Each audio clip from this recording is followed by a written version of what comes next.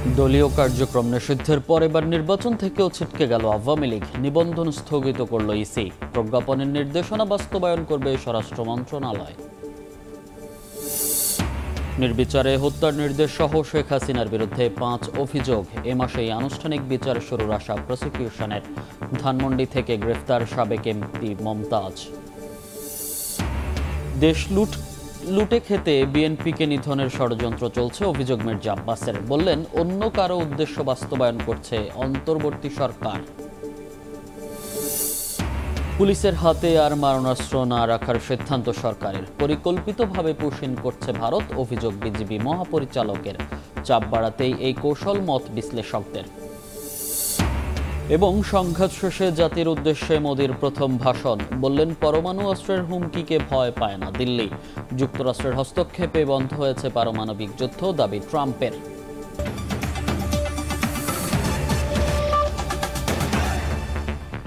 প্রবাসের সময়ের সঙ্গে আছি আমি মনির হোসেন। এবার আওয়ামী লীগের নিবন্ধন স্থগিত করল নির্বাচন কমিশন। দলটির সব কার্যক্রম নিষিদ্ধের প্রজ্ঞাপন হাতে পেয়ে বৈঠকে বসে ইসি। এরপর রাতে ব্রিফিংয়ে কথা জানান ইসি সচিব আখতার আহমেদ। নিবন্ধন স্থগিত থাকাকালে দলটির হয়ে কেউ কোনো নির্বাচনে অংশ নিতে পারবেন না বলেও জানান তিনি। তীব্র আন্দোলনের মুখে শনিবার রাতে উপদেষ্টা পরিষদের বৈঠকে আওয়ামী লীগের সকল কার্যক্রম নিষিদ্ধের সিদ্ধান্ত হয়। সোমবার বিকেলে এ নিয়ে প্রজ্ঞাপন জারি করে স্বরাষ্ট্র মন্ত্রণালয়। প্রজ্ঞাপন জারির পর নির্বাচন ভবনে প্রধান নির্বাচন কমিশনারের সভাপতিত্বে আওয়ামী লীগের নিবন্ধন বিষয়ে সিদ্ধান্ত নিতে বৈঠকে বসে নির্বাচন কমিশন। 4 ঘন্টার বেশি সময় ধরে চলে বৈঠক। আরপিও, আইনবিধি ও সরকারের প্রজ্ঞাপন পর্যালোচনা চলে এ সময়। বৈঠক শেষে নির্বাচন কমিশনের সিনিয়র সচিব জানান, আওয়ামী লীগের নিবন্ধন স্থগিতের সিদ্ধান্ত নিয়েছে নির্বাচন কমিশন। নিবন্ধন স্থগিত থাকাকালীন দলটির হয়ে কেউ কোনো নির্বাচনে অংশ নিতে পারবেন না। স্বরাষ্ট্র মন্ত্রণালয় থেকে বাংলাদেশ আওয়ামী লীগ এবং তার অঙ্গ সংগঠন এবং ভাতৃপ্রতিম সংগঠনগুলোর কার্যক্রম নিষিদ্ধ করেছে। তার ধারাবাহিকতায় ইলেকশন কমিশন সিদ্ধান্ত নিয়েছে যে আওয়ামী লীগের নিবন্ধন স্থগিত করা হলো। স্বরাষ্ট্র মন্ত্রণালয়ের যে বিজ্ঞপ্তি প্রজ্ঞাপন, সেটার ধারাবাহিকতায় আমরা এখানে এটা করেছি। এদিকে এর আগে সকালে নির্বাচন ভবনে সিইসির সঙ্গে বৈঠক করে যুক্তরাষ্ট্রের কার্টার সেন্টারের প্রতিনিধি দল। বৈঠক শেষে তিনি জানান, সংসদ নির্বাচন পর্যবেক্ষণে আগ্রহ জানিয়েছে কার্টার সেন্টার। জাতীয় নির্বাচনের জন্য আমাদের প্রস্তুতি প্রস্তুতি আমরা কেমন চালাচ্ছি, প্রস্তুতি আমরা এগিয়ে নিচ্ছি কিনা ইত্যাদি জানতে চেয়েছেন। আমরা জানিয়েছি, আমরা অতীতেও আমি বিভিন্ন সময় বলেছি আপনাদেরকে আমাদের প্রস্তুতি যেভাবে চলছে, যে নির্বাচন যখনই হয় আমরা যাতে সাকসেসফুলি এটা যে ওয়াদা করেছে সেই ওয়াদা মাফিক যাতে আমরা ডেলিভার করতে পারি, সেই প্রস্তুতি আমরা নিচ্ছি। এই কথাটা আমরা তাদেরকে জানিয়েছি। এছাড়া জাতীয় পার্টির নিবন্ধন বাতিল চেয়ে ইসিতে চিঠি দিয়ে 14 দলের নেতাদের বিচারের আওতায় আনার দাবি জানায় গণ অধিকার পরিষদ। এই নতুন বাংলাদেশ। কাউসার চৌধুরী কুমু, সময় সংবাদ, ঢাকা। এর আগে আওয়ামী লীগ এবং এর অঙ্গ সহযোগী ও ভ্রাতৃপ্রতিম সংগঠনের যাবতীয় কার্যক্রম নিষিদ্ধ করে প্রজ্ঞাপন জারি করে অন্তর্বর্তী সরকার। সোমবার বিকেলে এ সংক্রান্ত প্রজ্ঞাপন জারির পর স্বরাষ্ট্র উপদেষ্টা জানান, নির্দেশনা বাস্তবায়নে প্রয়োজনীয় ব্যবস্থা নেওয়া হবে। আর প্রধান উপদেষ্টার প্রেস সচিব জানান, দলটির কার্যক্রম নিষিদ্ধ করায় স্বস্তির নিঃশ্বাস ফেলেছে মানুষ। গণ অভ্যুত্থানের মুখে গত বছরের 5 আগস্ট পতন ঘটে আওয়ামী লীগ সরকারের। প্রধানমন্ত্রীর পদ ছেড়ে ভারতে পালিয়ে যান শেখ হাসিনা। এরপর থেকেই জুলাই আগস্ট গণহত্যার দায়ে আওয়ামী লীগকে নিষিদ্ধ করার দাবি ওঠে। সাবেক রাষ্ট্রপতি আব্দুল হামিদের দেশত্যাগের খবর সামনে আসার পর আওয়ামী লীগ নিষিদ্ধের দাবিতে ফুঁসে ওঠে অভ্যুত্থানের পক্ষের বিভিন্ন দল ও সংগঠন। বৃহস্পতিবার রাতে প্রধান উপদেষ্টার বাসভবন যমুনার সামনে অবস্থান নেন নেতাকর্মীরা। পরদিন যমুনা ছেড়ে শাহবাগ অবরোধ করেন বিক্ষোভকারীরা। আন্দোলনের মধ্যে শনিবার রাতে বিশেষ সভায় বসে উপদেষ্টা পরিষদ। সিদ্ধান্ত আসে, আন্তর্জাতিক অপরাধ ট্রাইব্যুনালে বিচার শেষ না হওয়া পর্যন্ত আওয়ামী লীগ ও এর অঙ্গ সহযোগী ও ভাতৃপ্রতিম সংগঠনের কার্যক্রম নিষিদ্ধের। সন্ত্রাস বিরোধী অধ্যাদেশ ও আইনের অধীন সোমবার এ সংক্রান্ত প্রজ্ঞাপন জারি করে স্বরাষ্ট্র মন্ত্রণালয়ের জননিরাপত্তা বিভাগ। এতে বলা হয়, জুলাই গণহত্যার মামলার বিচারে প্রতিবন্ধকতা তৈরি এবং দেশের সার্বভৌমত্ব, সংহতি ও জননিরাপত্তা বিপন্ন করতে নানা কর্মকাণ্ড করছে আওয়ামী লীগ ও এর অঙ্গ, সহযোগী ও ভাতৃপ্রতিম সংগঠন। এ অবস্থায় তাদের যাবতীয় কার্যক্রম নিষিদ্ধ করা হলো। বিকেলে সচিবালয়ে আইন শৃঙ্খলা সংক্রান্ত উপদেষ্টা পরিষদ কমিটির বৈঠক শেষে সাংবাদিকদের প্রশ্নের জবাবে স্বরাষ্ট্র উপদেষ্টা জানান, প্রজ্ঞাপনের নির্দেশনা বাস্তবায়নে প্রয়োজনীয় ব্যবস্থা নেওয়া হবে। প্রজ্ঞাপনে যে ধরনের ইনস্ট্রাকশন আছে আমরা ওই ধরনের মধ্যেই কাজ করব। আইন যেটা হয়েছে ওইটার আমরা ইমপ্লিমেন্ট করার দায়িত্ব হলো আমাদের। যেমন অনেকগুলি মিছিলের কথা বললেন, তা আমরা সাথে সাথে অ্যাকশন নিয়ে নিব। ডিআরইউতে মিট দ্য রিপোর্টার্স অনুষ্ঠানে প্রধান উপদেষ্টার প্রেস সচিব শফিকুল আলম বলেন, মানবাধিকার লঙ্ঘন এবং ভোটাধিকার কেড়ে নেওয়ার দায়ে সবার সঙ্গে আলোচনা করেই আওয়ামী লীগের কার্যক্রম নিষিদ্ধ করা হয়েছে। পুরো বাংলাদেশে একটা স্বস্তির নিঃশ্বাস ফেলেছে এই আওয়ামী লীগের কার্যক্রম নিষিদ্ধ হতে। তারা যেই ধরনের হিউম্যান রাইটস অ্যাবিউজ করেছে, তারা জনগণের ভোটাধিকার কেড়ে নিয়েছে, দেশের সমস্ত দেশকে তারা নিয়েছে হচ্ছে একটা ডাকাতির একটা জায়গা। বাংলাদেশে যারা জুলাই অভ্যুত্থানে ছিলেন সমস্ত পার্টির সাপোর্ট ছিল এই আমাদের যে ডিসিশনের পিছনে। প্রেস সচিব আরও জানান, এ সিদ্ধান্তে দেশের মানুষের সমর্থন ছিল বলেই কোথাও কোনো আন্দোলন হয়নি। কাজগুলো করি সেটা। প্রসূন আশিস, সময় সংবাদ, ঢাকা। আওয়ামী লীগের সহযোগী 14 দলীয় জোটের নিবন্ধন বাতিলের দাবি জানিয়েছে জাতীয় নাগরিক পার্টি। যারা পাতানো নির্বাচনে অংশ নিয়েছিল তাদের সম্পদ বাজেয়াপ্ত করে তা জনকল্যাণে ব্যয় করার তাগিদও দিয়েছেন দলটির নেতারা।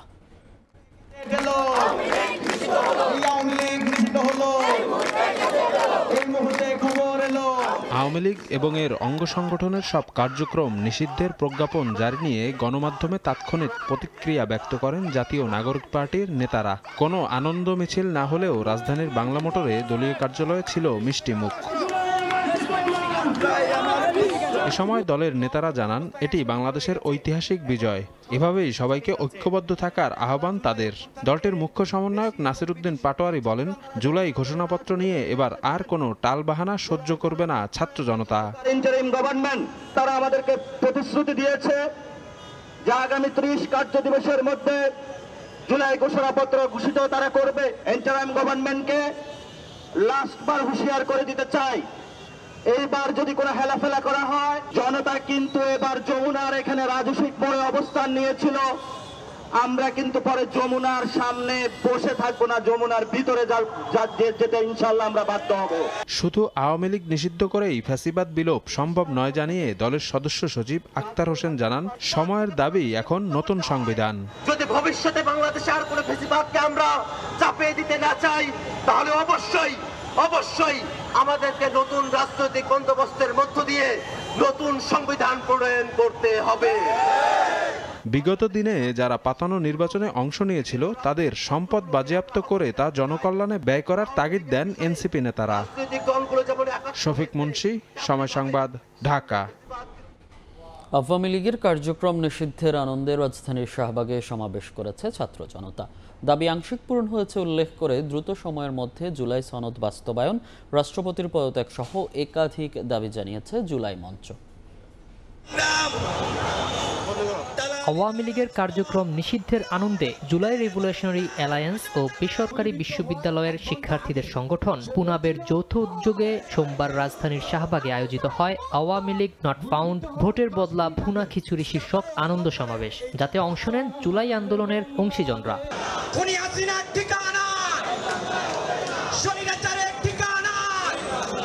সমাবেশে বক্তারা বলেন, প্রজ্ঞাপন জারির মাধ্যমে আওয়ামী লীগের দাফন হয়েছে। বিগত 5 আগস্ট আওয়ামী লীগ মৃত্যুবরণ করেছে, পরশুদিন আওয়ামী লীগের দাফন হয়েছে এবং আজকে আসলে আওয়ামী লীগের কুলখানি হচ্ছে। আওয়ামী লীগের কার্যক্রম নিষিদ্ধ আছে, কিন্তু তাদের বলা হয়েছে যে বিচারিক প্রক্রিয়া, তাদের গণহত্যার বিচারের পরে তাদেরকে আসলে রাজনৈতিকভাবে নিষিদ্ধ করা উচিত। এটা আমাদের জন্য অনেক বেশি আনন্দের, কারণ যে ফ্যাসিস্ট হাসিনা 16 বছরে আমাদের দেশটাকে নরকে পরিণত করেছে, সেই শক্তিশালী ফ্যাসিস্ট হাসিনাকে আমরা দেশ থেকে বিতাড়িত করতে পেরেছি। আওয়ামী লীগের কার্যক্রম নিষিদ্ধের মাধ্যমে দাবি আংশিক পূরণ হয়েছে উল্লেখ করে বক্তারা বলেন, দলটির পাশাপাশি জোট সঙ্গীদেরও বিচারের মুখোমুখি করতে হবে। আওয়ামী লীগের কার্যক্রম নিষিদ্ধ ঘোষণার মাধ্যমে আমাদের একটি দাবির আংশিক পূরণ হয়েছে।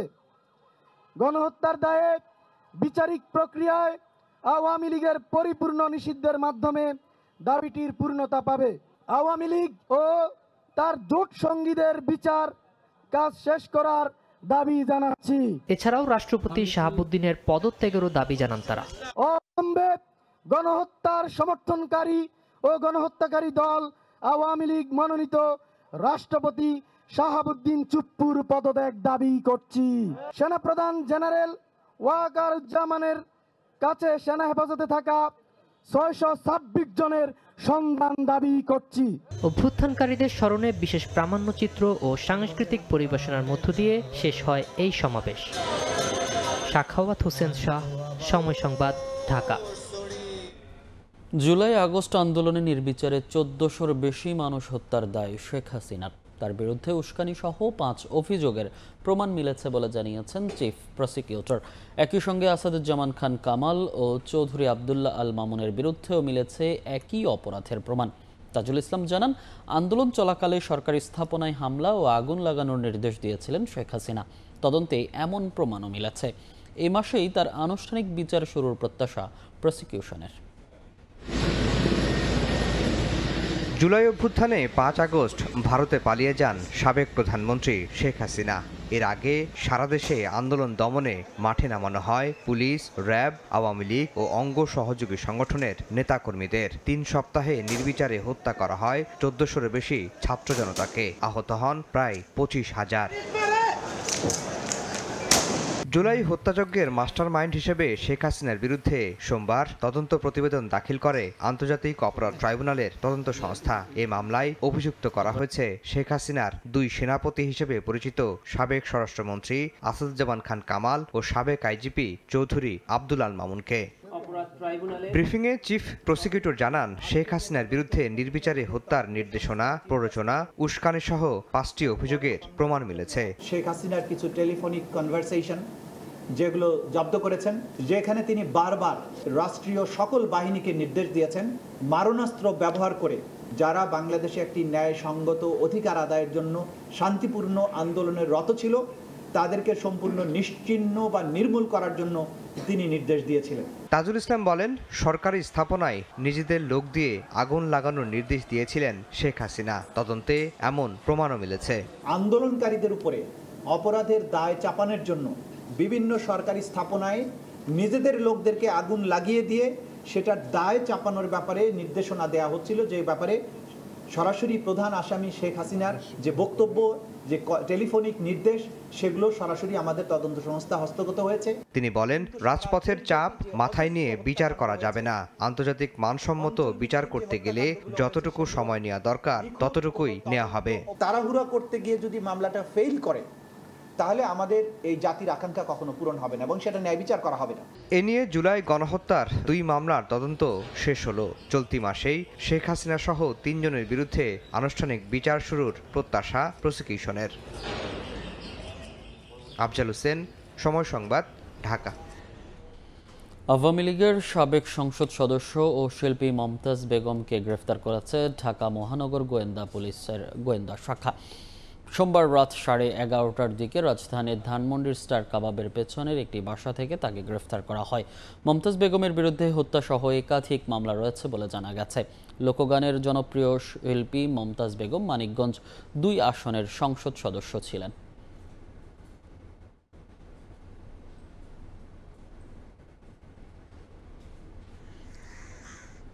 এ নিয়ে আরও জানাতে মিন্টো রোডের ঢাকা মহানগর পুলিশের ডিবি কার্যালয়ের সামনে আছেন সহকর্মী শফিক মুন্সি। সরাসরি যাচ্ছি তার কাছে। শফিক,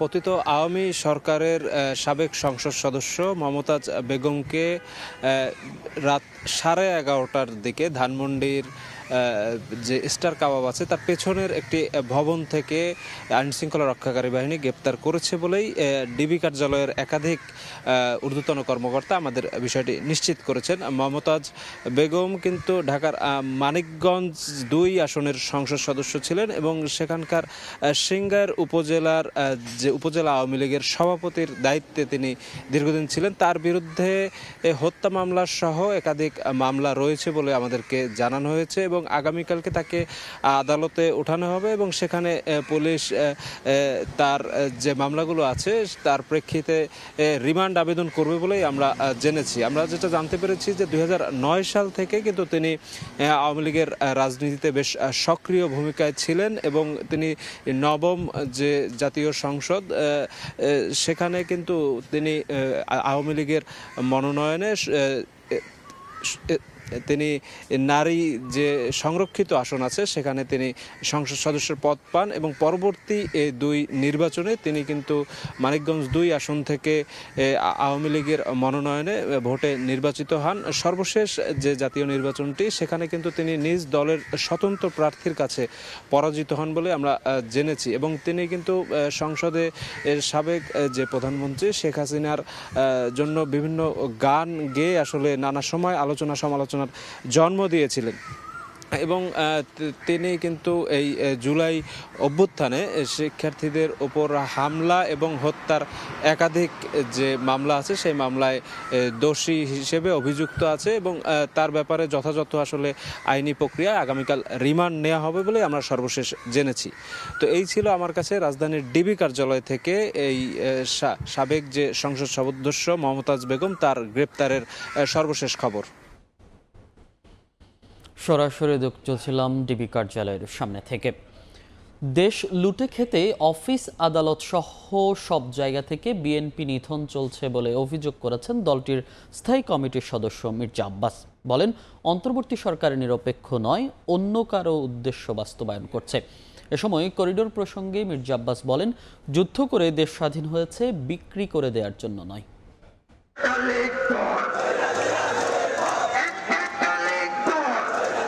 আন্তর্জাতিক অপরাধ ট্রাইব্যুনালে আওয়ামী লীগ ও নেতাদের বিচার না হওয়া পর্যন্ত দলটির কার্যক্রম নিষিদ্ধের পর আবারও রাজনীতির মাঠ সরগরম দলটির নেতাকর্মীদের পুনর্বাসন নিয়ে। কয়েকটি রাজনৈতিক দলের অভিযোগের তীর বিএনপির দিকে।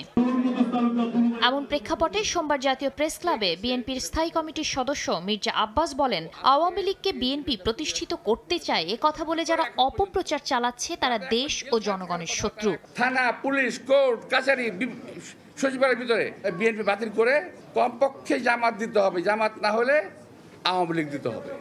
এই যে বিএনপি নিধন আন্দোলন শুরু হয়েছে, 622 জন আওয়ামী লীগকে পালিয়ে যেতে দেওয়া, হামিদ সাহেবকে পালিয়ে যেতে দেওয়া, বিএনপিকে শেষ করতে পারলেই বাংলাদেশটাকে লুটে পুটে আবারও খাওয়া যাবে আওয়ামী লীগের মতো। জনগণের রায় ছাড়া দেশের ভেতরে করিডোর দেওয়ার কোনো সুযোগ নেই দাবি করে বিএনপির স্থায়ী কমিটির সদস্য বলেন, যুদ্ধ করে দেশকে স্বাধীন করা হয়েছে, বিক্রি করে দিতে নয়। বাংলাদেশের অভ্যন্তরের কোনো করিডোর কিংবা প্যাসেজ দেওয়ার কোনো সুযোগ নাই জনগণের মতামত ছাড়া। এই সরকারকে নিরপেক্ষ ভাবতে আমি পারছি না। তারা কোনো উদ্দেশ্য পারপাস সার্ভ করতেছে এই সরকার। একই দিন জাতীয় প্রেস ক্লাবে আলোচনা সভায় দলের সিনিয়র যুগ্ম মহাসচিব রুহুল কবির রিজভী বলেন, শুধু কথায় নয়, অন্তর্বর্তীকালীন সরকার সংস্কার দৃশ্যমান করুক। আপনারা সংস্কারের কথা বলছেন, আপনারা কিছু সংস্কার আপনার ক্ষমতায় থাকতেই দেখেন না কেন? এরপরে যেটাই নির্বাচিত সরকার আসবে তার কাছে তো একটা দৃষ্টান্ত হয়ে থাকবে। দেশের স্বার্থে বিদেশি রক্তচক্ষুকে উপেক্ষা করে অন্য রাজনৈতিক দলগুলোকেও এগিয়ে আসার আহ্বান জানান বিএনপি নেতারা। স্বাস্থ্য খাত, আমাদের যে শাতিলা শারমিন, সময় সংবাদ, ঢাকা। স্বাস্থ্য সেবার মান উন্নয়নে একে অপরের প্রতি দোষারোপ না করার আহ্বান জানিয়েছেন প্রধান উপদেষ্টা ডক্টর মোহাম্মদ ইউনূস। সোমবার সকালে রাজধানীর তেজগাঁয়ে প্রধান উপদেষ্টার কার্যালয়ে সিভিল সার্জন সম্মেলনের উদ্বোধন করে এই আহ্বান জানান তিনি। বলেন, আগের আমলের সব ভুলে চিকিৎসকদের স্বাস্থ্য সেবা নিশ্চিতে ঝাঁপিয়ে পড়তে হবে। এ সময় গাফিলতি বন্ধের নির্দেশ দেন প্রধান উপদেষ্টা। পরিবার কল্যাণ মন্ত্রণালয়ের ইতিহাসে সোমবার সকালে প্রধান উপদেষ্টার কার্যালয়ে সিভিল সার্জন সম্মেলন উদ্বোধন করেন প্রধান উপদেষ্টা ডক্টর মোহাম্মদ ইউনূস। সম্মেলনে যোগ দেন 64 জেলার সিভিল সার্জন। অন্তর্বর্তী সরকার প্রধানের কাছে বিভিন্ন সমস্যার কথা তুলে ধরেন জেলার প্রধান স্বাস্থ্য কর্মকর্তারা। ডক্টর মোহাম্মদ ইউনূস বলেন, আগের আমলের ধ্যান ধারণা ভুলে চিকিৎসকদের নব উদ্যমে স্বাস্থ্য সেবায় ঝাঁপিয়ে পড়তে হবে। সেবা নিশ্চিতে একে অপরের প্রতি দোষারোপ না করে ত্যাগের মানসিকতা নিয়ে কাজ করতে হবে। আমি বলবো আমাকে এই দেন, ওই দেন, এটা মেরামত করে সব বলতে থাকবো, কিন্তু কাজ থেমে থাকবে। ওই আগের আমলে এইভাবে হয়েছে বলে এখনো হচ্ছে। মাথার থেকে সুরে ফেলানো আগের আমল হাওয়ায় মিলিয়ে গেছে, নাই। অর্থাৎ আমরা গুহা থেকে বের হয়ে এসেছি 1000 বছর পরে। আর পৃথিবীর সামনে, সে গুহার মানসিকতা দিয়ে তো এই পৃথিবী চলবে না। প্রধান উপদেষ্টা বলেন, স্বাস্থ্য সেবার নাজুক পরিস্থিতির কথা সবারই জানা। সব সীমাবদ্ধতার মধ্যেও সীমিত সম্পদের সঠিক ব্যবহারের মানসিকতা নিয়ে এগিয়ে এলেই 25% স্বাস্থ্যসেবার উন্নয়ন সম্ভব। যা কিছু আছে তা দিয়ে কি এর চেয়ে ভালো কিছু করা যাবে না, এরকম মনে হয়? আমার তো মনে হয় না।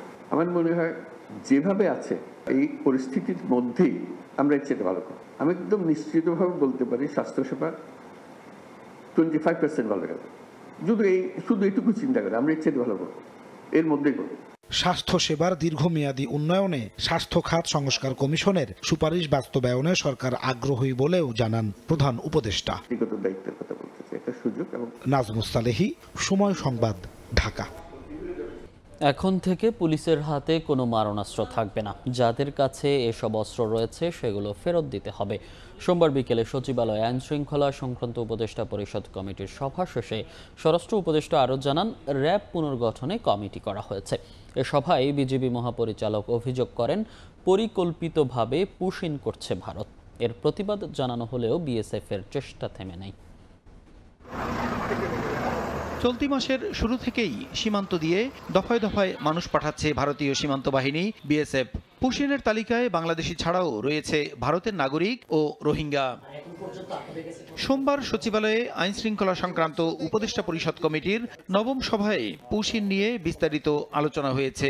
পরে বিজিবি মহাপরিচালক জানান, পরিকল্পিতভাবে সীমান্ত দিয়ে মানুষ পাঠাচ্ছে ভারত।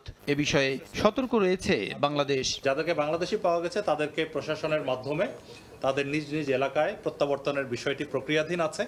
আবার এর মধ্যে 39 জন রোহিঙ্গা পাওয়া গেছে। এটা হয়তো তারা নিজেই চলে গিয়েছিল ভারতে, ওরা আবার নিজেই প্রত্যাবর্তন করেছে, এই ধরনের বলার চেষ্টা করছে। এটা আমরা মানছি না। আমরা ফ্ল্যাগ মিটিং করে প্রতিবাদ লিপি দিয়েছি যে খাগড়াছড়ি এলাকায় মূলত আরও প্রায় 200 থেকে 300 জনের মতো এই ধরনের শরণার্থী ওপারে আছে, যাদেরকে বিএসএফ পুশব্যাক করে দেওয়ার চেষ্টা করছিল। তো আমরা এই পেট্রোলিং বাড়িয়ে এবং সজাগ দৃষ্টি থাকার কারণে গত 2 দিন ধরে তারা চেষ্টা করছে, পারছে না। বৈঠকে পুলিশ বাহিনীকে আর চাইনিজ রাইফেল, সাবমেশিন গান, 9mm পিস্তলের মতো মারণাস্ত্র না দেওয়ার সিদ্ধান্ত হয়। এছাড়া র্যাব পুনর্গঠনে 5 সদস্যের কমিটি গঠনের কথা জানান স্বরাষ্ট্র উপদেষ্টা। র্যাব এই পুনর্গঠন কিভাবে হবে, এটা এই নামে থাকবে কিনা, এই ড্রেস থাকবে কিনা, বা এই ফোর্স থাকবে কিনা, বা কিভাবে অর্গানাইজ হবে, এই জন্য আমরা একটা কমিটি করে দিয়ে দিচ্ছি। পুলিশের হাতে যেন আর কোনো মরণাস্ত্র না থাকে, এইগুলি তাদের জমা দিয়ে দিতে হবে। তৈরি পোশাক কারখানার শ্রমিকদের বেতন ভাতা আসন্ন ঈদুল আজহার আগেই পরিশোধে ব্যবস্থা নেওয়ার কথা জানান উপদেষ্টা। গার্মেন্টস শ্রমিকদের বেতন ঈদের আগে পরিশোধ করে দিতে হবে। ঈদ সামনে রেখে সড়ক মহাসড়কে চাঁদাবাজি করা হলে কঠোর ব্যবস্থা নেয়ার হুঁশিয়ারি দেন স্বরাষ্ট্র উপদেষ্টা। রাস্তায় যেন কোনো রকমের কোনো ধরনের চাঁদাবাজি না হয়। প্রসূন আশিস, সময় সংবাদ, ঢাকা। দুদকের আবেদনে সাবেক আইজিপি বেনজির আহমেদের স্ত্রী জিসান মির্জার বুর্জ খলিফায় একটি ফ্ল্যাট সহ দুবাইয়ে 2টি ফ্ল্যাট ও অ্যাকাউন্ট জব্দের আদেশ দিয়েছেন আদালত। বিদ্যুৎ খাতের 1000 কোটি টাকা লুটপাটের অভিযোগে 172টি বিদ্যুৎ কেন্দ্রের তথ্য চেয়ে পিডিবিতে চিঠি দিয়েছে দুদক। নজিরবিহীন দুর্নীতি করে বছর 2 আগেই আলোচনার কেন্দ্রবিন্দুতে আসেন আওয়ামী লীগ সরকারের আস্থাভাজন সাবেক আইজিপি বেনজির আহমেদ। প্লট, ফ্ল্যাট, বাংলো বাড়ি, রিসোর্ট, ব্যাংক অ্যাকাউন্টে 1000 কোটি টাকা লেনদেন সহ বেনজিরের বিত্ত বৈভবের গল্প বিস্ময়ের সৃষ্টি করে। দীর্ঘদিন পর নতুন করে পলাতক থাকা বেনজির পরিবারের অবৈধ সম্পদের তথ্য পেয়েছে দুদক। দেশের গণ্ডি পেরিয়ে বুর্জ খলিফায় একটি ফ্ল্যাট সহ দুবাইয়ে 2টি ফ্ল্যাট ও 2টি অ্যাকাউন্টে 50 লাখ টাকার বেশি সন্ধান মিলেছে বেনজির স্ত্রী জিসান মির্জার নামে, যা জব্দ করতে নির্দেশনা জারি করেছেন আদালত। এদিকে দুদকের অভিযোগে বলা হচ্ছে, আওয়ামী লীগ সরকারের 15 বছরে বিদ্যুতের ক্যাপাসিটি চার্জের নামে চলেছে হরিলুট। সরকারের 3 মেয়াদে বিদ্যুৎ খাতে মোট ব্যয় হয়েছে $2,830 কোটি। শুধু ক্যাপাসিটি চার্জের নামেই আত্মসাৎ হয়েছে 1 লাখ কোটি টাকা বলে অভিযোগ উঠেছে, যা খতিয়ে দেখতে পিডিবিতে তথ্য চেয়েছে দুদক। প্রকল্প পাশ করানো, সরকারি জমি দখল, ভুয়া প্রকল্প দেখিয়ে ঋণ গ্রহণপূর্বক আত্মসাৎ সহ নানা অভিযোগে দুর্নীতি দমন কমিশনের এ বিষয়ে একটা অনুসন্ধান চলছে। সংশ্লিষ্ট অনুসন্ধানকারী কর্মকর্তা কাগজপত্র চেয়ে বাংলাদেশ বিদ্যুৎ উন্নয়ন বোর্ডের চেয়ারম্যান মহোদয় বরাবর একটি পত্র প্রেরণ করেছেন। অভিযোগ করা হয়েছে, বিনা দরপত্রে প্রতিযোগিতা ছাড়াই এসব বিদ্যুৎ কেন্দ্রের বড় অংশই পেয়েছেন তৎকালীন আওয়ামী লীগ সরকারের ঘনিষ্ঠ ও প্রভাবশালী ব্যবসায়ীরা। তাসলিম তৌহিদ, সময় সংবাদ, ঢাকা। প্রবাসী আয়ে সর্বকালের রেকর্ড। চলতি অর্থ বছরে 7 মে পর্যন্ত এসেছে $2,527 কোটি। এর আগে সর্বোচ্চ আয় ছিল 2020-21 অর্থ বছরে $2,477 কোটি। বাংলাদেশ ব্যাংক বলছে, রেমিটেন্সের এমন গতি অব্যাহত থাকলে বাংলাদেশের জন্য বৈদেশিক লেনদেন কোনো সংকট হবে না। অন্তর্বর্তী সরকার দায়িত্ব নেয়ার পর কমেছে অর্থ পাচার, হুন্ডির দৌরাত্ম্যও নেই আগের মতো। ফলে বৈধ পথে বেড়েছে রেমিটেন্স বা প্রবাসী আয়ের প্রবাহ। চলতি মে মাসের প্রথম 7 দিনেই এসেছে $73,50,00,000। অর্থ বছর শেষ হওয়ার আগেই যা $2,500 কোটি রেমিটেন্সের মাইল ফলক স্পর্শ করেছে। গেল অর্থ বছরের একই সময়ের তুলনায় যা 28 ভাগ বেশি। রেমিটেন্সের এমন ইতিবাচক প্রবাহে সন্তুষ্ট কেন্দ্রীয় ব্যাংক। 7-8 সপ্তাহ বাকি আছে অর্থ বছর শেষ হতে।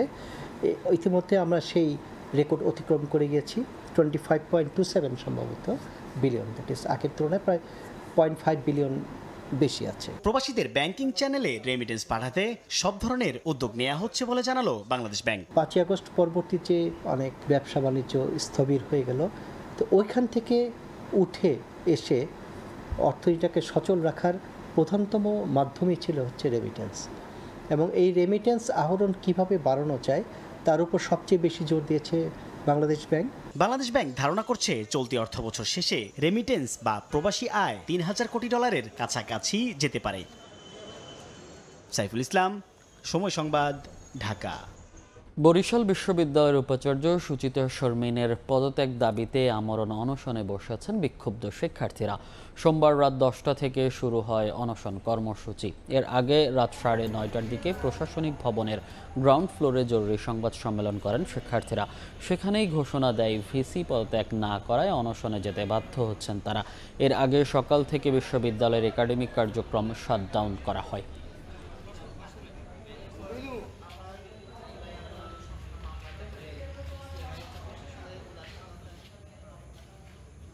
তিনি একটা লাইভের আয়োজন করেছেন, সেই লাইভে তিনি বিশ্ববিদ্যালয়ের এই চলমান আন্দোলনকে পরিহাস করেছেন এবং একটি নতুন প্রহসনের রচনা করেছেন, যার জন্য আমরা আজকে বরিশাল বিশ্ববিদ্যালয়ের বিপ্লবীরা আজকে আমরা আমরণ অনুষ্ঠানে ডাক দিয়েছি। শিক্ষার্থীরা আমরণ অনুষ্ঠানে বসে যতক্ষণ পর্যন্ত আমাদের দাবি আদায় না হবে, যতক্ষণ পর্যন্ত উপাচার্যকে অপসারণ না করা হবে, আমাদের অনশন কর্মসূচি চলবে। কক্সবাজারের টেকনাফের নাফ নদীতে মিয়ানমারের আরাকান আর্মি গুলি চালিয়েছে। এতে এক স্থানে আহত হয়েছেন 2 জন, অপর স্থান থেকে 3 জনকে মিয়ানমারে নিয়ে গেছে আরাকান আর্মি। স্থানীয়রা জানান, সোমবার দুপুরে নাফ নদীতে নৌকা নিয়ে নেমেছিলেন 3 জন। আরাকান আর্মি তাদের দেখতে পেয়ে গুলি চালায়, পরে তাদের ধাওয়া দিয়ে আটক করে দেশটির অভ্যন্তরে নিয়ে যায়। কেন 3 জন নদীতে নেমেছিল তা নিশ্চিত করতে পারেননি স্থানীয় জনপ্রতিনিধি। 3 বাংলাদেশি নাগরিককে ফেরত আনার চেষ্টা চলছে বলে জানিয়েছে বিজিবি। ইউপিডিএফকে নিষিদ্ধের দাবিতে বিক্ষোভ সমাবেশ করেছে পার্বত্য চট্টগ্রাম ছাত্র পরিষদ। তাদের দাবি, পার্বত্য চট্টগ্রামকে বাংলাদেশ থেকে বিচ্ছিন্ন করার ষড়যন্ত্র করছে ইউপিডিএফ। এজন্য প্রতিহতের ঘোষণা দিয়েছে পার্বত্য চট্টগ্রাম ছাত্র পরিষদ। ইউপিডিএফ নিষিদ্ধের দাবিতে উত্তাল পাহাড়ি অঞ্চল। স্লোগান দিয়ে সংগঠনটি সকল কার্যক্রম বন্ধের দাবি জানান আন্দোলনকারীরা। সোমবার সকালে রাঙ্গামাটি ও খাগড়াছড়িতে বিক্ষোভ মিছিল বের করে পার্বত্য চট্টগ্রাম ছাত্র পরিষদ। মিছিলটি শহরের বিভিন্ন এলাকা প্রদক্ষিণ করে, পরে সমাবেশ অনুষ্ঠিত হয়। এ সময় বক্তারা অভিযোগ করেন, ইউপিডিএফ একটি সশস্ত্র সন্ত্রাসী দল হিসেবে পার্বত্য এলাকায় হত্যাকাণ্ড, অপহরণ এবং চাঁদাবাজির মতো অপরাধমূলক কর্মকাণ্ড করে আসছে। এই অবস্থায় পার্বত্য চট্টগ্রামকে রক্ষায় সশস্ত্র সংগঠন ইউপিডিএফ নিষিদ্ধের দাবি তাদের। 54 বছর যাবত খুন করছে, অস্ত্রবাজি করছে, সেনাবাহিনীকে গুলি করে বা হত্যা করা হচ্ছে, তাদেরকে অনতিবিলম্বে নিষিদ্ধ ঘোষণা করতে হবে। পাশাপাশি জাতীয় ঐক্যমত কমিশনের কাছে ইউপিডিএফ 3 পার্বত্য জেলা নিয়ে স্বায়ত্তশাসিত অঞ্চলের প্রস্তাব দেওয়ায় পার্বত্য চট্টগ্রামকে বাংলাদেশ থেকে বিচ্ছিন্ন করার ষড়যন্ত্র করা হচ্ছে বলে মনে করেন আন্দোলনকারীরা। এর তীব্র নিন্দা ও প্রতিবাদ জানান তারা। ফারিয়া ফারজানা, সময় সংবাদ। দেখছেন প্রবাসের সময়। দেশের বাইরের খবর। ভারত পাকিস্তান যুদ্ধবিরতির পর প্রথমবারের মতো জাতির উদ্দেশ্যে ভাষণ দিলেন ভারতের প্রধানমন্ত্রী নরেন্দ্র মোদী।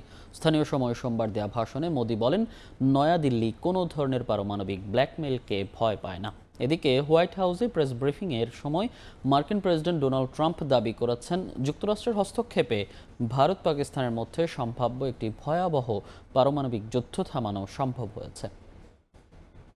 टेरर और टॉक एक साथ नहीं हो सकते। टेरर और ट्रेड एक साथ नहीं चल सकते और पानी और खून भी एक साथ नहीं बह सकता। मैं आज विश्व समुदाय को भी कहूंगा, हमारी घोषित नीति रही है, अगर पाकिस्तान से बात होगी तो टेररिज्म पर ही होगी। My administration helped broker a full and immediate ceasefire, I think a permanent one, between India and Pakistan, ending a dangerous conflict of two nations with lots of nuclear weapons.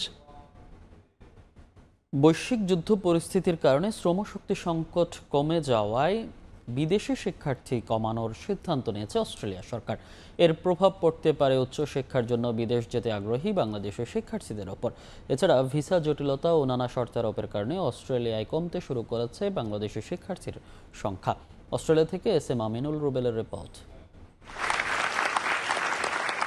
চলতি বছরে অস্ট্রেলিয়ায় কমে আসছে বাংলাদেশি শিক্ষার্থীর সংখ্যা। এর আগে দ্বিতীয় ধাপে থাকলেও 2018 সাল থেকেই অস্ট্রেলিয়া সরকারের অ্যাসেসমেন্ট লেভেল তৃতীয় ধাপে অবস্থান করছে বাংলাদেশ। ফলে উচ্চশিক্ষার জন্য অস্ট্রেলিয়ায় পড়তে আসা বাংলাদেশি শিক্ষার্থীদের নানা জটিল ধাপ উত্তীর্ণ হতে হচ্ছে। এর মধ্যে স্পন্সর, উচ্চ টিউশন ফি, IELTS এর ভালো স্কোর ও উচ্চমানের শিক্ষা প্রতিষ্ঠানে ভর্তি হওয়ার শর্তগুলো অন্যতম। বছরের প্রথম সেমিস্টারে উল্লেখযোগ্য হারে শিক্ষার্থী এলেও বাকি 3 সেমিস্টারের ভিসা দেওয়ার সংখ্যা কমিয়ে আনবে অস্ট্রেলিয়া। 2024 সালে রেকর্ড প্রায় 10 লাখ শিক্ষার্থী পৃথিবীর বিভিন্ন দেশ থেকে অস্ট্রেলিয়ায় পড়তে আসলেও চলতি বছরে সে সংখ্যা কমিয়ে 2,70,000-এ নামিয়ে আনার সিদ্ধান্ত নিয়েছে অস্ট্রেলিয়া সরকার। অস্ট্রেলিয়ায় সবচেয়ে বেশি চীন ও ভারতীয় শিক্ষার্থী পড়তে আসে, তবে চলতি বছরে ভারত ও নেপালের ভিসার শর্ত শিথিল করে দেওয়া হয়েছে। ফলে আরও বেশি প্রতিদ্বন্দ্বিতায় পড়তে যাচ্ছে বাংলাদেশিরা। এমনকি বাংলাদেশ থেকে পর্যটকের সংখ্যাও কমে আসছে আশঙ্কাজনক হারে। পরপর 3 জাতীয় নির্বাচনে হেরে 2022 সালে করোনা পরবর্তী সংকট মোকাবেলায় সরকারের দায়িত্ব গ্রহণ করে লেবার পার্টি। শ্রমবাজারের ব্যাপক শূন্যতা পূরণে মাত্রাতিরিক্ত মানব সম্পদ ও আন্তর্জাতিক শিক্ষার্থী আসার সিদ্ধান্ত নেয় অস্ট্রেলিয়া সরকার। এতে চাকরি, আবাসন সহ নানা জটিলতার মুখে পড়ে দেশটি। গেল মাসে আবারও নির্বাচনে জয়লাভ করে অভিবাসী বান্ধব লেবার সরকার ক্ষমতায় এলেও বাংলাদেশিদের ভিসা শর্ত সহজ করার সম্ভাবনা নেই বলে ধারণা করছে বিশেষজ্ঞরা। এস.এম. আমিনুল রুবেল, সময় সংবাদ, অস্ট্রেলিয়া। অধিনায়ক হিসেবে বোর্ডের কাছে কোনো চাওয়া নেই লিটন কুমার দাসের, বরং টি-20তে ভালো করতে ক্রিকেটারদের দলের প্রয়োজন বুঝতে হবে বলে মনে করেন বাংলাদেশ অধিনায়ক। লম্বা সময়ের জন্য দায়িত্ব পাওয়ায় আত্মবিশ্বাস পাচ্ছেন দল নিয়ে কাজ করার। পাকিস্তান সিরিজে যাওয়ার সিদ্ধান্ত ঠেলে দিয়েছেন বোর্ডের কোর্টে। অধিনায়কত্বটা নতুন নয় লিটন কুমার দাসের কাছে। ভারপ্রাপ্ত হয়ে টস করেছেন বেশ কিছু ম্যাচে, শুধু ভার নেওয়া হয়নি লম্বা সময়ের। এবার সেই দায়িত্বটাই পেলেন উইকেট কিপার এই টপ অর্ডার ব্যাটার। যেহেতু একটা নতুন সুযোগ আসছে, দায়িত্ব পেয়ে প্রথম সংবাদ সম্মেলন। স্বল্পভাষী লিটন অল্প কথাতেই দিলেন উত্তর। পার্থক্য বোঝালেন ভারপ্রাপ্ত আর পূর্ণকালীন দায়িত্বের। যেহেতু লং পিরিয়ডে একটা টাইম আমি পাবো, আমি চেষ্টা করবো জিনিসগুলো আস্তে আস্তে ডে বাই ডে গ্রহণ করার জন্য। ক্যাপ্টেনশিপ ছাড়াও তো আমি খারাপ খেলেছি, সো এখন এটা ক্যাপ্টেন হয়ে আসতেছি, এটা অপোজিট সাইডেও হতে পারে। টি-20 ক্রিকেটটা এখনো আয়ত্ত করতে পারেনি বাংলাদেশ। সবশেষ বিশ্বকাপেও হয়েছে ভরাডুবি। এমন দলের ভাগ্য পরিবর্তনে কি দরকার? লিটনের নিজের চাওয়াটা জানিয়েছেন সতীর্থদের। যতটা বিসিবি সাথে আমি কমিউনিকেট করব, তার থেকে বেশি কমিউনিকেট করা দরকার আমার প্লেয়ারদের সাথে। তারা কি চাচ্ছে, তাদের কোন জায়গায় ডেভেলপ করা দরকার, কিভাবে খেললে ম্যাচটা জিততে পারি, এটা হচ্ছে আলটিমেট গোল। হতে পারে একটা ব্যাটসম্যান কোনোদিন 20 বলে 40 রানও করতে পারে, সেম ব্যাটসম্যানের পরের দিন হয়তো প্রয়োজনই নেই 20 বলে 15 রানও করতে হতে পারে। সো আমি চাই যে প্রত্যেকটা প্লেয়ার যেন গেমের ভিতর যত ইনভলভ থাকবে, যে আমি আজকের দিনটাতে আমার কি চাওয়া দল আমার কাছে কি চাচ্ছে। আমার যদি প্রত্যেকটা প্লেয়ার এই জিনিসটা বুঝে যে আমার কাছ থেকে দল আজকে এই জিনিসটা চাচ্ছে, আমার মনে হয় তাহলে আমাদের টিম রেজাল্টটা বেশি হবে, রাদার দেন আমি চিন্তা করতেছি যে আমাদের এই ব্র্যান্ডেড অফ ক্রিকেট খেলতে হবে। অধিনায়ক লিটনের যাত্রা শুরু আরব আমিরাত সিরিজ দিয়ে। তার আগে চলছে পুরো দস্তুর অনুশীলন, ট্যাকটিক্যাল বিষয়গুলো পাচ্ছে গুরুত্ব, আছে ম্যাচ সিনারিও প্র্যাকটিসও। লিটনের কাছে এই বিষয়গুলো আন্তর্জাতিক ম্যাচের মতোই গুরুত্বপূর্ণ। পাকিস্তান সিরিজের সিদ্ধান্ত ছেড়ে দিয়েছেন বোর্ডের ওপর। আমার থেকে হয়তোবা এটা ভালো ডিসিশন দিতে পারবে বিসিবি, বিকজ দুই বোর্ডের মধ্যেই কথোপকথনের মাধ্যমেই জিনিসটা আগাবে। যদি বিসিবি মনে করে আমরা ওখানে ক্রিকেট খেলতে যাওয়ার মতন সিচুয়েশন যদি থাকে, আমরা অবশ্যই খেলতে যাব ওখানে। এর আগে লিটনের নেতৃত্বে 4 ম্যাচের 3টিতেই জেতে বাংলাদেশ। তবে এই ব্যাটারের ব্যাট হাসেনি সে ম্যাচগুলোতে। এবারের দফায় সে বৃত্ত ভাঙার প্রত্যয় টাইগার অধিনায়কের কণ্ঠে। সাব্বির মিথুন, সময় সংবাদ, ঢাকা। অবশেষে গুঞ্জনই সত্যি হলো। বাংলাদেশের পেস বোলিং কোচ হিসেবে নিয়োগ পেলেন সাবেক Australian pacer Shaun Tait. Coach হওয়ার দৌড়ে পাকিস্তানের ওমর গুলের নাম থাকলেও টেইটের সঙ্গে 2027 সাল পর্যন্ত চুক্তি করেছে বিসিবি। এদিকে নতুন কোচ খুঁজে পাওয়ায় সমঝোতার ভিত্তিতে সাবেক নিউজিল্যান্ড পেসার আন্দ্রে অ্যাডামসকে দায়িত্ব থেকে অব্যাহতি দিয়েছে বিসিবি। বাংলাদেশের নতুন পেস বোলিং কোচ হওয়ার গুঞ্জনে বেশ কয়েকদিন ধরে শোনা যাচ্ছিল সাবেক অস্ট্রেলিয়ান পেসার শন টেইটের নাম। বিসিবির পছন্দের তালিকায় আরও ছিলেন পাকিস্তানের সাবেক পেসার ওমর গুল। তবে বাংলাদেশে কাজ করার অভিজ্ঞতায় এগিয়ে থাকায় শেষ পর্যন্ত অজি পেসারকেই বেছে নিয়েছে বোর্ড। সবশেষ বাংলাদেশ প্রিমিয়ার লিগে চিটাগং কিংসের হেড কোচের দায়িত্ব সামলেছেন শন টেইট। তার অধীনে ফাইনালও খেলে চিটাগং। এছাড়াও একই ফ্র্যাঞ্চাইজের হয়ে তিনি অংশ নিয়েছিলেন বিপিএল এর প্রথম 2 এডিশনেও। সব মিলিয়ে লাল সবুজ ক্রিকেট সম্পর্কে ভালো ধারণা থাকায় নাহিদ রানা, তাসকিনদের কোচ হিসেবে প্রাধান্য পেয়েছেন তিনি। মাত্র 42 বছর বয়সে বেশ কয়েকটি দলের কোচ হিসেবে কাজ করার অভিজ্ঞতা অর্জন করেছেন Shaun Tait. Pakistan, Afghanistan, West Indies জাতীয় দলের পাশাপাশি বিশ্বের অন্যতম দ্রুতগতির এই বোলার ম্যানেজ করেছেন আরও অন্তত 4টি ফ্র্যাঞ্চাইজ লিগের পেস ডিপার্টমেন্ট। কাজ করেছেন ইংলিশ কাউন্টি লিগেও। শন টেইটের সঙ্গে আপাতত 2.5 বছরের চুক্তি করেছে ক্রিকেট বোর্ড। দলের সঙ্গে চলতি মাসের শেষ সপ্তাহে যোগ দেওয়ার কথা রয়েছে তার। কাজ করবেন 2027 নভেম্বর পর্যন্ত। মূলত পরবর্তী ওয়ানডে বিশ্বকাপ ভাবনায় রেখেই এই চুক্তি করেছে বিসিবি। আমার কাছে মনে হয়েছে বাংলাদেশ ক্রিকেটের সঙ্গে যুক্ত হওয়ার এটাই সঠিক সময়। আমি অনেকবার বলেছি বাংলাদেশে প্রচুর প্রতিভাবান পেস বোলার আছে, তবে আমি ডেভেলপমেন্ট নিয়ে কাজ করব না। আমার দায়িত্ব হচ্ছে আন্তর্জাতিক অঙ্গনে সফলতা এনে দেয়া। আমার প্রধান লক্ষ্যই হবে এটা। আশা করছি ফিল সিমন্সের সঙ্গে ঝুঁটি বেঁধে বাংলাদেশ দলকে ভালো কিছু উপহার দিতে পারবো। এদিকে নতুন কোচ খুঁজে পাওয়ায় সমঝোতার ভিত্তিতে সাবেক নিউজিল্যান্ড পেসার আন্দ্রে অ্যাডামসকে দায়িত্ব থেকে অব্যাহতি দিয়েছে বিসিবি। গেল বছর মার্চে বাংলাদেশ জাতীয় দলের পেস ইউনিটের দায়িত্ব পান অ্যাডামস। 2026 টি-20 বিশ্বকাপ পর্যন্ত তার মেয়াদ থাকলেও শন টেইটকে বেছে নেয় সমঝোতায় পৌঁছায় দুপক্ষ। এসএম ইকবাল, সময় সংবাদ। সময় সংবাদে খবর প্রচারের পর জাতীয় স্টেডিয়াম কমপ্লেক্স এলাকায় অভিযান চালিয়েছে ক্রীড়া পরিষদ। স্টেডিয়াম এলাকার পরিবেশ সুস্থ ও নিরাপদ রাখতে মোবাইল কোর্ট বসিয়ে দোকানিদের সতর্ক করেছে এনএসসি। ভবিষ্যতে কেউ আইন লঙ্ঘন করলে জরিমানা করারও হুঁশিয়ারি দেন তারা। তবে অভিযানের কথা আগে থেকেই জানতে পারায় স্টেডিয়াম এলাকা থেকে সরে ফুটপাতে বসে হকাররা।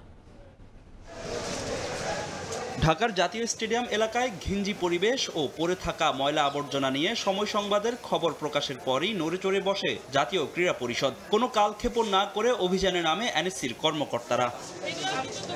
তবে এদিন কোনো জরিমানা নয়, মোবাইল কোর্টের মাধ্যমে স্টেডিয়াম কমপ্লেক্সে থাকা দোকানীদের সতর্ক করেছেন অভিযানের নেতৃত্ব দেওয়া যুব ও ক্রীড়া মন্ত্রণালয়ের উপসচিব উম্মে ইসরাত।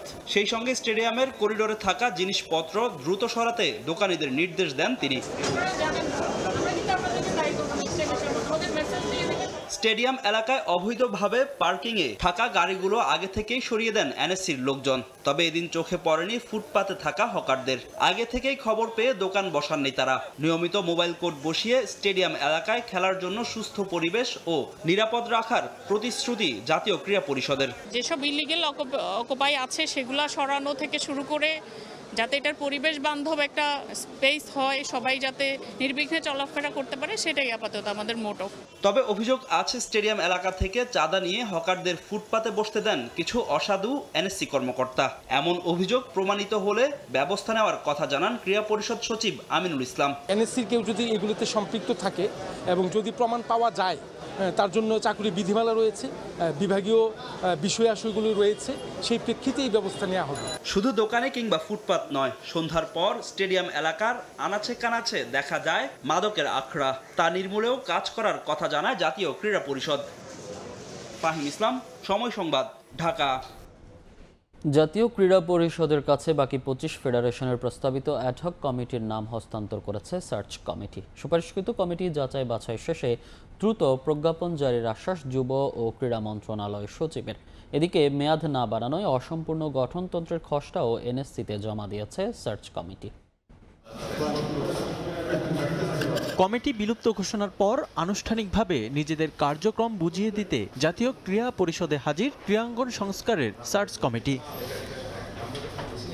10 মে কমিটির মেয়াদ শেষ হয়। এদিন বাকি 25টি ফেডারেশনের অ্যাডহক কমিটির খসড়া ক্রীড়া পরিষদকে হস্তান্তরই ছিল সার্চ কমিটির মূল এজেন্ডা। ফেডারেশনগুলোর কমিটি দেয়া ছাড়াও গঠনতন্ত্র নিয়েও কাজ অনেক দূর এগিয়ে নিয়েছে ক্রীড়াঙ্গন সংস্কারের সার্চ কমিটি। তবে কাজ অসম্পূর্ণ রেখেই নিজেদের দায়িত্ব ছাড়লেন কমিটির সদস্যরা। সার্চ কমিটির 4 সদস্যের উপস্থিতিতে যুব ও ক্রীড়া মন্ত্রণালয়ের সচিবের কাছে জমা দেয়া হয় নিজেদের প্রস্তাবিত অ্যাডহক কমিটি এবং ফেডারেশনগুলোর অসম্পূর্ণ গঠনতন্ত্র সংস্কারের সুপারিশপত্র। তবে ফেডারেশনগুলোর কমিটির কাজ শেষ হলেও গঠনতন্ত্র পরিবর্তন নিয়ে আসেনি চূড়ান্ত সিদ্ধান্ত। ওটা আমরা অনেক দূর এগিয়ে গিয়েছি। খুব সম্ভবত গঠনতন্ত্রের কাজটা নিয়ে হয়তো নতুন কিছু একটা প্রজ্ঞাপন বা কিছু একটা আসতে পারে। এই সার্চ কমিটি 70% যেটুকু করেছে সেটাও কিন্তু আজকে ওনাদেরকে দিয়ে দিয়েছে। একটা কমিটি একটা গঠনতন্ত্র করবে কি করবে না, এই বিষয়গুলি রয়ে গেছে দেখেই এই জিনিসটা এখন পরবর্তীতে মন্ত্রণালয়ের সিদ্ধান্ত। এদিকে যুব ও ক্রীড়া উপদেষ্টার গ্রিন সিগন্যাল পেলেই প্রস্তাবিত নামগুলো যাচাই বাছাই করে প্রজ্ঞাপন জারি করবে মন্ত্রণালয়। আর গঠনতন্ত্র পরিবর্তনের চূড়ান্ত সিদ্ধান্ত আসতে অপেক্ষা করতে হতে পারে আরও কিছুটা সময়। অবশিষ্ট যে সমস্ত কমিটিগুলো আছে তার সিলগালা খামবদ্ধ অবস্থায় রিপোর্টটা পেয়েছি। যে কোনো একটা গঠনতন্ত্র করতে হলে এর স্টেকহোল্ডার কনসালটেশন ভেরি ইম্পর্টেন্ট। তো এটার জন্য একটু সময়ের প্রয়োজন। জানা যায় সার্চ কমিটির সদস্যদের নিয়েই নতুন নামে কমিশন গঠন করে ফেডারেশনগুলোর গঠনতন্ত্র পরিবর্তনের কাজ করতে চায় যুব ও ক্রীড়া মন্ত্রণালয়। রিফাতুল ইসলাম মিরন, সময় সংবাদ, ঢাকা। ব্রাজিল ফুটবলে হেক্সা মিশনের নতুন কান্ডারি হলেন কার্লো অ্যানচেলোত্তি। 26শে মে আনুষ্ঠানিকভাবে সেলেসাওদের দায়িত্ব নেবেন ডন কার্লো। ব্রাজিল ফুটবলের 102 বছরের ইতিহাসে প্রথম বিদেশি কোচ হলেন ইতালিয়ান নাগরিক কার্লো অ্যানচেলোত্তি। লা লিগায় 25শে মে শেষবার তিনি দাঁড়াবেন রিয়াল মাদ্রিদের ডাগআউটে। সেদিনই ক্লাব ইতিহাসের সেরা কোচকে জমকালো বিদায় জানাবেন মাদ্রিদিস্তারা। শুরু আর শেষের মধ্যে কি আশ্চর্য বৈপরীত্য! সান্তিয়াগো বার্নাবুতে যেদিন পা পড়েছিল ইতালিয়ান এই মানুষটির, তখন 10ম চ্যাম্পিয়ন্স লিগ শিরোপা জিততে মরিয়া রিয়াল মাদ্রিদ।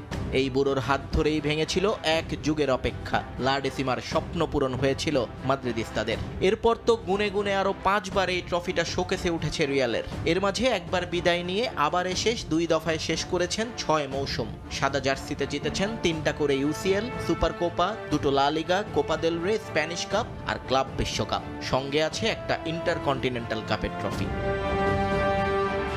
শেষ মৌসুমটা খালি হাতে ফিরলেও 5 মৌসুমে 15 শিরোপা নিয়ে তিনি এখন রিয়াল মাদ্রিদ ইতিহাসের সেরা কোচ। মিগুয়েল মুনোজের 14 শিরোপাকে পেছনে ফেলেছেন ডন কার্লো। বার্নাবুর কিংবদন্তি কার্লো অ্যানচেলোত্তি 25শে মে বার্নাবুতে শেষবারের মতো ডাগআউটে দাঁড়াবেন তিনি। এরপর বিদায়। তবে এ দেখা শেষ দেখা নয়, এরপর নতুন দায়িত্ব, সেটাও কিন্তু ইতিহাস। ব্রাজিলের 102 বছরের ইতিহাসে কার্লো হতে যাচ্ছেন প্রথম বিদেশি কোচ। ঐতিহ্য ভেঙে হেক্সা মিশনের ব্যাটন তুলে দেয়া হচ্ছে ইতালিয়ান এই নাগরিকের হাতে। 26শে মে সেলেসাওদের দায়িত্ব আনুষ্ঠানিকভাবে বুঝে নেবেন কার্লো অ্যানচেলোত্তি। আপাতত 1 বছরের জন্য কার্লোর সঙ্গে চুক্তি করেছে সিবিএফ, রাখা হয়েছে মেয়াদ বাড়ানোর সুযোগ। গণমাধ্যমে খবর, আন্তর্জাতিক ফুটবলে সবচেয়ে বেশি বেতন পাওয়া কোচ হতে যাচ্ছেন ডন কার্লো। তবে অঙ্কটা কত সেটা নিয়ে রয়েছে ধোঁয়াশা। কার্লো অ্যানচেলোত্তিকে নিয়োগ দিয়ে একটা বিবৃতি দিয়েছে ব্রাজিল ফুটবল ফেডারেশন। সেখানে দায়িত্ব নেয়ার জন্য কার্লোর প্রতি ধন্যবাদ এবং কৃতজ্ঞতা জানিয়েছেন সিবিএফ চেয়ারম্যান। আন্তর্জাতিক ফুটবলের সবচেয়ে সফল দলটির দায়িত্ব নিতে যাচ্ছেন ক্লাব ফুটবলের সবচেয়ে ডেকোরেটেড এক কোচ। এভাবেই কার্লোকে সম্ভাষণ জানিয়েছে ব্রাজিল ফুটবল। তবে হলুদ জার্সিতে পথটা খুব একটা মসৃণ হবে না কার্লোর জন্য। আগামী বছরের ফিফা বিশ্বকাপের মূল পর্বে খেলা এখনও নিশ্চিত করতে পারেনি ব্রাজিল। বাছাই পর্বের 14 ম্যাচে তাদের পয়েন্ট 21, টেবিলে অবস্থান চতুর্থ। বাছাই পর্বে আর 4টি ম্যাচ বাকি আছে ব্রাজিলের, যার প্রথমটি 6 জুন, যেখান থেকেই শুরু কার্লো আনচেলত্তির নবযাত্রা, সঙ্গে ব্রাজিল ফুটবলেরও। নিয়ন মুহাইমিন, সময় সংবাদ। এ পর্যায়ে শীর্ষ সংবাদগুলো জানিয়ে দিচ্ছি আরেকবার। দলীয় কার্যক্রম নিষিদ্ধের পর এবার নির্বাচন থেকেও ছিটকে গেল আওয়ামী লীগ। নিবন্ধন স্থগিত করল ইসি। প্রজ্ঞাপনের নির্দেশনা বাস্তবায়ন করবে স্বরাষ্ট্র মন্ত্রণালয়। নির্বিচারে হত্যার নির্দেশ সহ শেখ হাসিনার বিরুদ্ধে 5 অভিযোগ। এ মাসেই আনুষ্ঠানিক বিচার শুরুর আশা প্রসিকিউশনের। ধানমন্ডি থেকে গ্রেফতার সাবেক এমপি মমতাজ। এবং দেশ লুটে খেতে বিএনপিকে নিধনের ষড়যন্ত্র চলছে, অভিযোগ মির্জা আব্বাসের। বললেন, অন্য কারো উদ্দেশ্য বাস্তবায়ন করছে অন্তর্বর্তী সরকার।